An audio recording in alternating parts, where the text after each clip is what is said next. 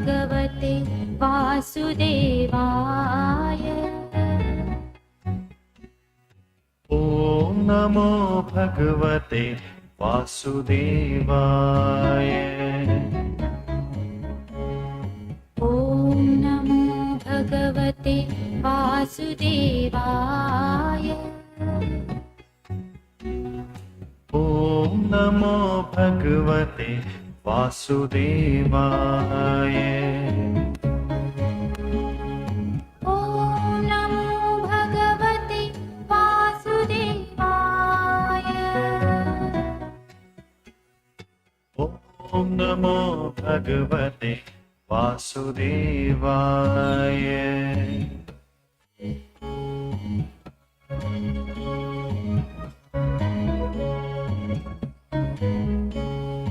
ॐ नमो भगवते वासुदेवाय। ॐ नमो भगवते वासुदेवाय। ॐ नमो भगवते वासुदेवाय। ॐ नमो भगवते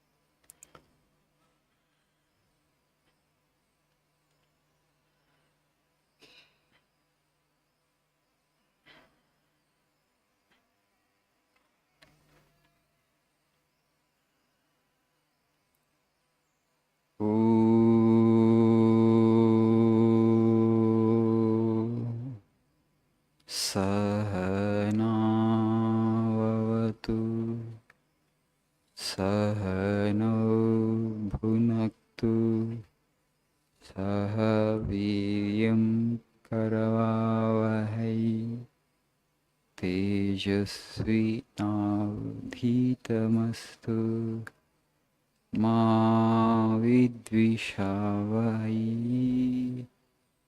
ॐ शान्ति शान्ति शान्तिः। ॐ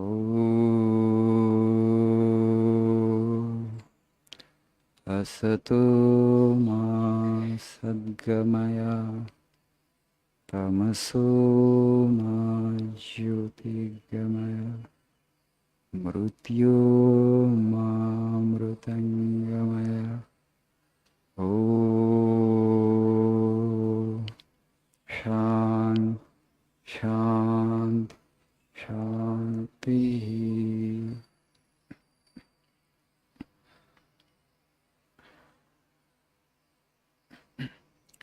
Good morning.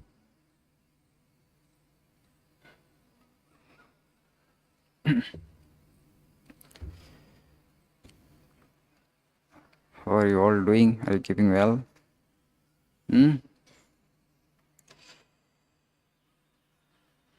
Are you able to follow my prayer speeches, or do you find it difficult? Are you comfortable? Right. The ideas are definitely a little bit more heavy for you. Their philosophy. Great ship needs deep waters. Like that, I need serious audience. But they are the ultimate, source of wisdom, Vivekananda's teachings, which we can consider the highest wisdom. If you understand this, there is nothing more for you to understand in life. So, yeah, please see page number 89 for today's quote.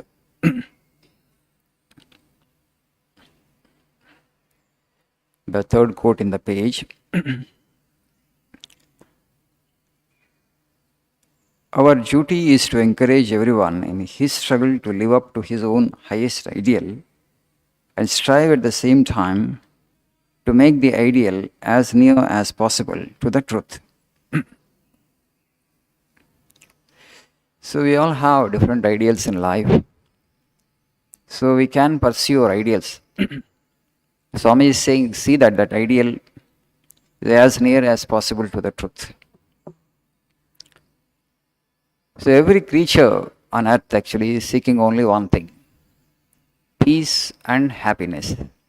What is the basic craving of creatures? Human beings, or for that matter, other creatures. Eternal peace and eternal happiness, right? That is the longing. But now we think that we get it because I don't have enough money, now I am not so joyful. I don't have this thing, that thing. So you acquire those things. You feel little peaceful, little joyful.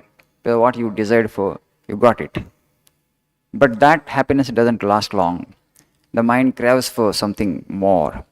You get that. But that also gives momentary happiness and momentary joy. And afterward, that also wanes. That also goes away. Mind craves for something else. So you long for it. Okay, you, you got it. Again, little more happiness, and afterwards it vanishes. So that is the case with all these material things. And suddenly you look around, you are not fulfilled. Little joys you got in between, and also a lot of suffering also. Little joy, suffering, little joy, suffering.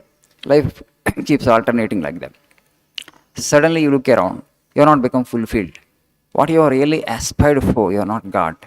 But now the body has become old. Death is knocking at your doorstep.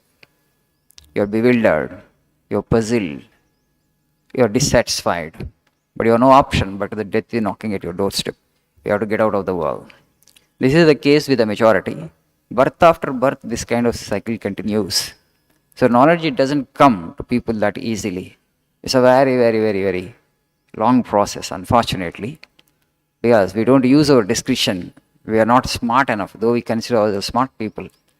We have to understand and reflect the nature of the world very carefully. You know, we're all on a journey. The destination is that eternal peace and eternal joy. You will not get it through this body and mind. These two are changeful entities. Beyond lies the truth, which is perfect and which is complete. If you look at people like Sri Ramakrishna, Vivekananda, Shankaracharya, Buddha, all the prophets, incarnations, they did not compete with their fellow human beings for material wealth or for money or positions of power. They actually drew all their happiness from within. They turned their attention inward. Through meditation, through selfless service, they attained to that total fulfillment because they transcended the body and mind and touched the realm beyond the physical and the psychological. The third realm as the spiritual, which is infinite and which is immortal. That's very subtle now to understand for people.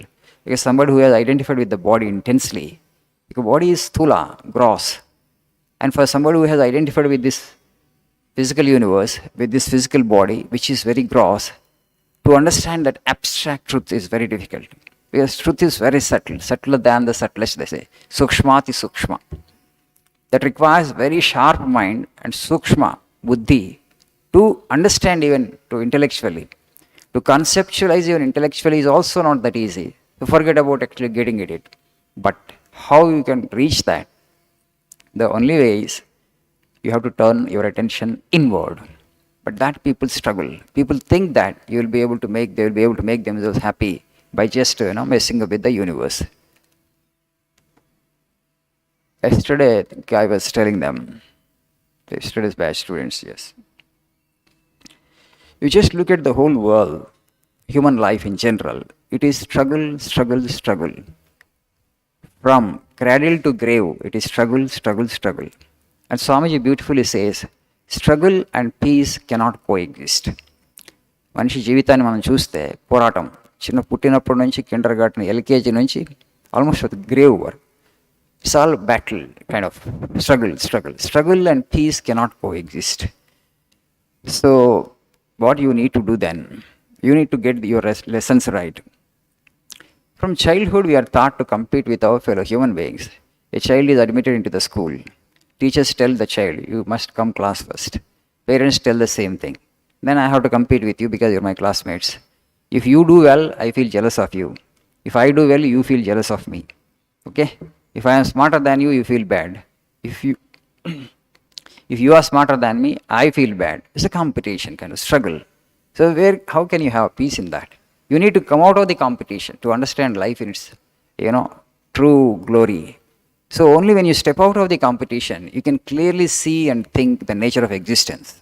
But as long as you are in that competition, you are in that struggle. The other day, one girl from IITH committed suicide. I was just reflecting what happened. So first aspiration is to get into IIT. So she struggled and she competed, and so okay, she came into IIT. But now she thought actually her struggle would cease. She had attained her goal. Now she thought actually she could relax. But after getting into the IITs, what happens, Jen? They're actually academics. Okay, you have to submit papers, you have to do assignments, after assignment, again you have to compete with your fellow students. Because the one university is in competition with another university. They want higher grades and higher ranks, right? International rankings, what is my university standing? That's the competition. And because their institute are in competition with other institutes, and they'll try to extract the best from the students that are there. And then they have to give that pressure to them, and students undergo a lot of pressure there. And then I have to compete with my classmates and prove myself, show myself. When this struggle will cease, I am saying. ఈ పోరాటం ఎప్పుడు ఆగుతుంది? Simple things, basic necessities, roti kapda makaan. Okay, for that we have made such a huge fuss. Only when you get into IIT, there is a life. Otherwise, others are not living a life at all. That is the idea. People have become so crazy about certain things that is the only life. This is absolute insanity, if you ask me. This is a kind of lunacy. It's like a pitchy. See, the person, there are decent people, the G. Pullareddy, might have heard. 5th class pass. He started sweet shop and then he became a millionaire. Okay, there are n number of opportunities and there are n number of, livelihoods available to you. But you consider certain things as only the real, and they increase the struggle. Further, you have to compete with a fellow human being. And struggle and peace, they cannot coexist. If you just look at human societies like great people like Vivekananda and all this, they never competed with their fellow human beings. They have come out of the struggle, and then rather they helped the society. They thought about the country and fellow human beings, and they worked for themselves. In the process, they transcended their physical and psychological dimension and attained to that spiritual truth, which is actually the real existence. So to transcend the physical and the psychological is the goal of life. For that, only the spiritual processes like meditation, prayer, as I keep telling, selfless service, they will be of great help.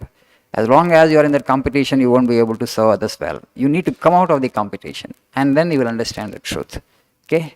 So that's why Swamiji is saying, help everybody to reach up to their ideal, but at the same time, ensure that that ideal is as close as possible to the truth. We are all actually seeking the truth. We are all seeking ultimate peace and happiness that comes to us when we transcend the physical and the psychological dimension. There is a third dimension, the spiritual dimension, which we are not aware of it, which we are not experiencing as yet, because that is so subtle and so deep within it. And slowly you have to manifest that. For that, these are the processes. Thank you. Have a nice day.